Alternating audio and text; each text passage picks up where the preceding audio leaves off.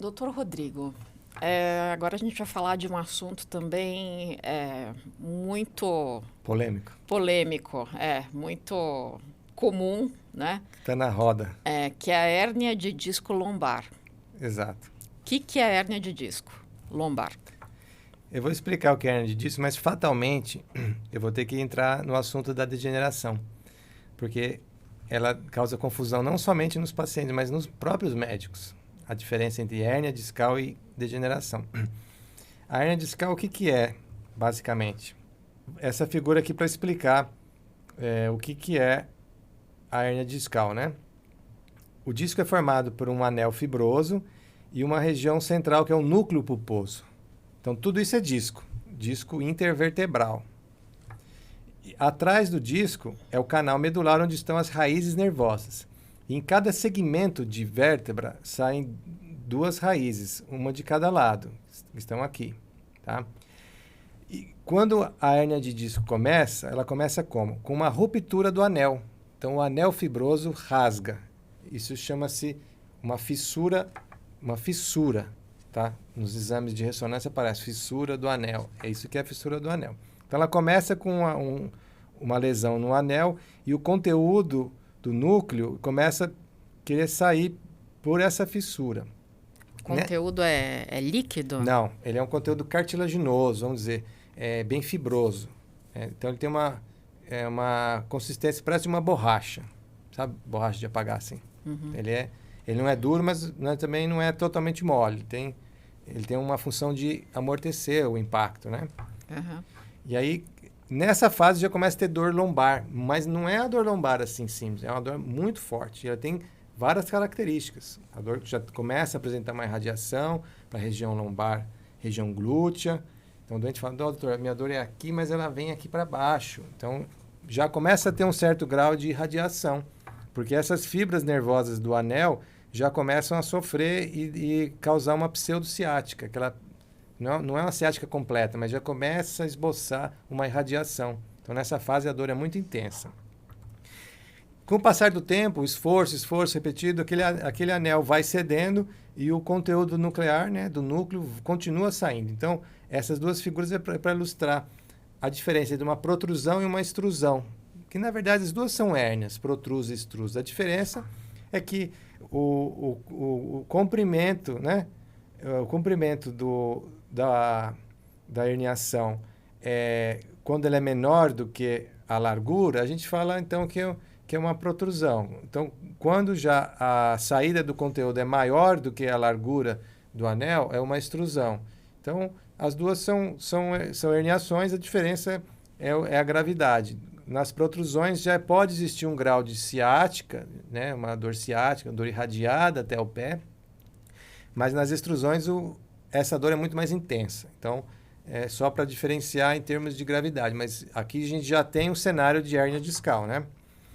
Aqui na ressonância, né, estou mostrando aqui uma extrusão volumosa do disco, né? O conteúdo saiu daqui desse segmento, a gente pode até ver que teve um achatamento do espaço e um volume grande de fragmento de núcleo comprimindo o canal medular. A gente vê aqui são os nervos, a da cauda equina.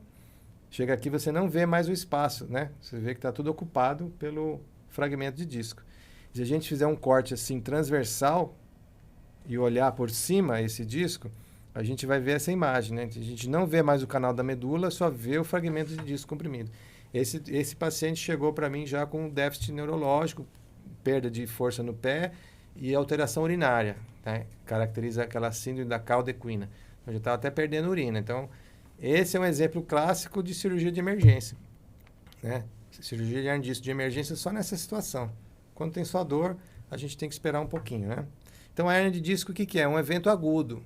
É uma coisa que acontece, aquele disco que era bom, rasgou o anel e teve uma saída do conteúdo. Isso é uma hernia de disco, né? Então, por isso que eu estou explicando isso, para diferenciar da discopatia. A história da hérnia é assim, o doente que não tinha nada, falou, doutor, nunca tive dor nas costas, agora estou travado. Mas o que você fez? Carreguei um peso, ajudei numa mudança, levantei o sofá, agora eu estou com essa dor. Aí você faz o exame e tem uma extrusão discal, né? Diferentemente da discopatia. que a história é diferente. A gente fala, doutor, eu tenho dor nas costas desde que eu me dou por gente. Faz 20 anos. Só que hoje está insuportável e não sei por que de um ano para cá minha perna começou a doer. Essa é a história que o doente conta da discopatia. Então, é uma entidade completamente diferente.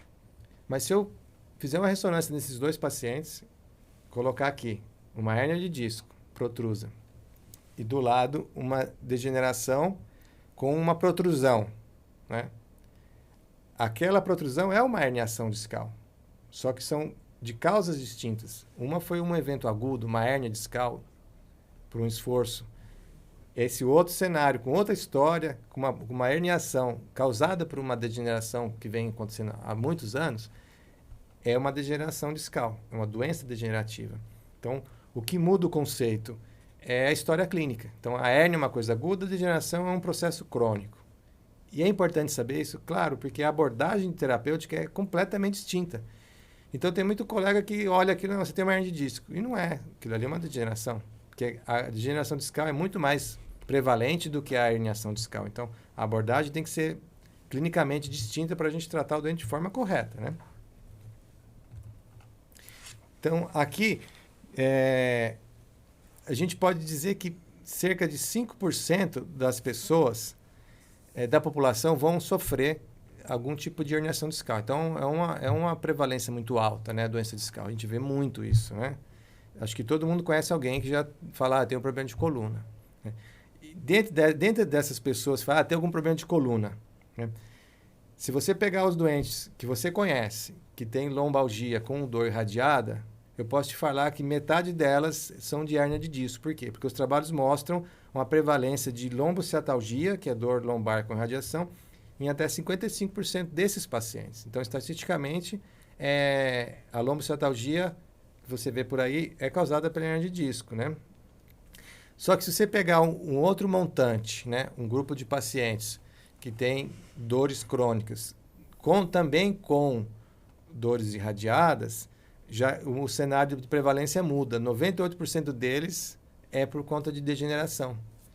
Então, se você me perguntar, doutor, tem um amigo que tem dor nas costas e irradiada para a perna. O que ele tem? Eu vou perguntar, quanto tempo que ele está assim? Você vai falar, doutor, ele fala que desde que ele se dá por gente. Então, se eu chutar que ele tem degeneração discal, eu vou acertar em 98% das vezes. Porque, estatisticamente, é muito prevalente a degeneração. Então, voltando àquilo que eu tinha falado, a gente entendeu a fisiopatologia é onde que eu vou direcionar meu tratamento. Porque a cirurgia para hernia de disco, ela é muito restrita. A gente restringe para poucas situações. Então, um déficit agudo neurológico ou uma dor que se cronificou. Não é disso que cronificou. Ficou lá mais de 12 semanas, meses com dor, a gente opera. Por falha de tratamento.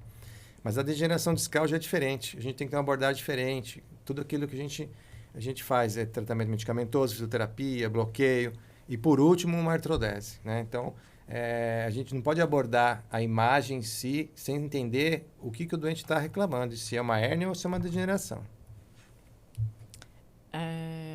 Doutor, e quais são os tratamentos? Então, caso seja hérnia de disco. Então, na hérnia, quando o doente chega com essa história aguda de dor lombar com radiação, não tem déficit neurológico, tratamento conservador. Isso está descrito na literatura. Não posso operar um doente sem déficit neurológico com uma hérnia de disco aguda. Né? Casos raríssimos se for uma herniação muito volumosa como aquela, que eu já vi, e o doente não tem sintoma neurológico nenhum, não tem déficit, não tem alteração urinária, né? Não tem perda de sensibilidade. Então, é um dilema para mim, porque se daqui a pouco ele começa a ter, e eu não indiquei cirurgia, eu posso ser responsabilizado. Mas estou falando de casos normais. Casos normais, uma hérnia normal, paciente com lombociatalgia aguda sem déficit, tratamento conservador. Né? Nem indicaria bloqueios anestésicos, infiltrações nesse tipo de caso. Porque a gente vê que 70%, 80% das herniações agudas, o doente melhora sozinho. Com ou sem o médico, com ou sem o fisioterapeuta. Eu até falo para o doente, você vai fazer fisioterapia. O fisioterapeuta vai falar para você que foi ele que melhorou a sua hérnia de disco. E não é. Se você não fizer fisioterapia, não tomar remédio e não voltar aqui, você vai melhorar em 80% de chance. Então, ela melhora, existe uma melhora, né? Espontânea. Então, a gente até indica para aliviar o sintoma na hora, né? ser um complemento para o medicamento, uma fisioterapia, tal, mas vai melhorar de qualquer jeito, né? E os tratamentos cirúrgicos, quando? Quando você tentou isso por um período, né, não tem um prazo definido na literatura médica, ou quando o doente apresenta um déficit, começa a perder a sensibilidade, perder o reflexo, ou perder a força motora no pé, né? Aí a gente acaba indicando a cirurgia. Só por dor não tem um prazo, aí depende muito do paciente, do tempo e da tolerância que ele tem ao sintoma. Então, a gente acaba fazendo cirurgia. Então, a cirurgia para hernia de disco, basicamente, é a dissectomia, é a remoção desse fragmento. Por isso, é a distinção entre hérnia e discopatia, doença degenerativa. Porque se eu fizer só uma remoção do disco em uma degeneração discal achando que é uma hérnia, eu vou piorar a vida do doente. Aquela coluna naquele ponto vai ficar mais instável e a dor dele vai piorar. Então, eu não posso fazer só uma remoção de disco numa degeneração, só numa hérnia de disco. Então, é importante frisar que se for uma hérnia de disco mesmo, puramente simples, a só remoção do disco é suficiente e tem inúmeros trabalhos na literatura mostrando isso. Então, é só a remoção do disco. E como se remove? De várias maneiras. Pode ser por microscópio, com endoscópio, ou até a cirurgia aberta. A longo prazo, o que é o longo prazo? 3 meses. Bem operado, de qualquer maneira, ou com microscópio, com endoscópio, ou uma cirurgia mesmo aberta, nos 3 cenários o doente tem uma evolução ótima com a cirurgia. Então, não posso falar que uma técnica é melhor que a outra. Tem umas vantagens e desvantagens, mas no final a recuperação é bem semelhante com as técnicas de remoção de disco. A escolha deve ser personalizada. Então, aqui, o que a gente pode falar mais de tratamento da hérnia de disco, né? Se a gente vai operar o doente, vai fazer uma fisioterapia, não existe uma receita que o doente chega, vou no Google, como trata a hérnia de disco. Todo mundo procura na internet. Como tratar a hérnia de disco? Medicamento para hérnia de disco. Isso, eu não tenho essa resposta para dar, que dirá o Google. Então, o tratamento tem que ser personalizado. Então, depende muito da gravidade. Se o doente tem uma dor que é, como eu disse, excruciante, ele não consegue nem levantar. Tem paciente que vai no meu consultório que vai na cadeira de roda. E eu tenho que internar esse doente, porque ele não consegue sair, não consegue ficar em pé. Já tive casos que não consegue sentar de tanta dor e tanta compressão, né? Aí eu tenho que internar e talvez fazer uma cirurgia de urgência, mesmo ele não tendo déficit, né? Vou deixar o cara lá internado semanas tomando remédio. Até criminoso. Então, opera lá, eu tiro aquela hérnia e acabou. Né? Agora, se for um sintoma frustro, que está com dor, mas tolerável, ele nem está tomando medicamento. Não, então me passaram isso aqui no pronto-socorro, mas eu nem tomei, porque eu li a bula, fiquei com receio. Eu já sei que a dor dele não é intensa. Então, eu vou ter uma abordagem diferente nesse paciente. Né?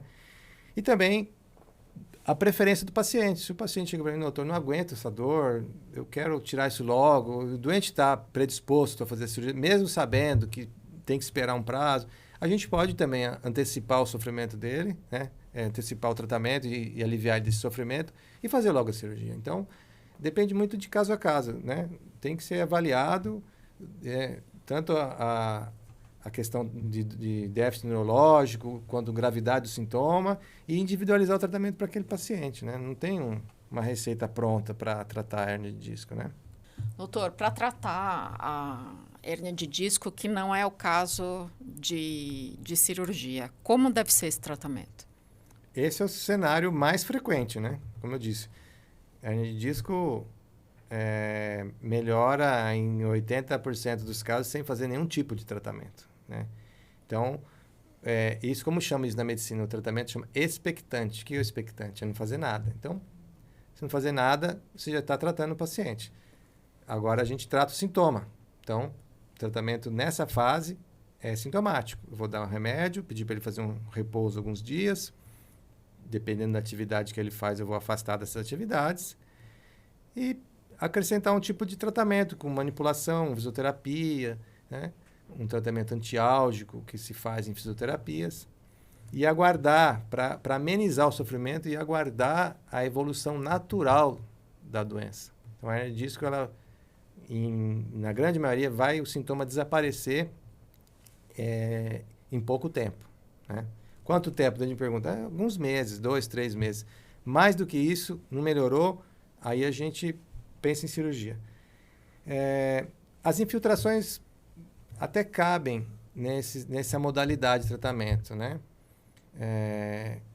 Só que quando a dor é radicular, né, a dor no nervo é muito, muito intensa, é mais intensa do que a dor na coluna, que é a dor axial, a gente pode fazer o bloqueio, mas com a ressalva para o paciente de que a melhora não vai ser tão boa. Porque a gente vê que o bloqueio melhora nas dores axiais, nas dores radiculares, só melhora na hora, enquanto o anestésico está fazendo efeito. Porque a compressão é que causa a dor. Eu dou um exemplo para ilustrar, para todo mundo entender por que uma hernia de disco não é legal fazer uma infiltração. É a mesma coisa você passar uma pomada numa unha encravada. Então você vai lá, passa a pomadinha ali anti-inflamatória, começa a melhorar a dor.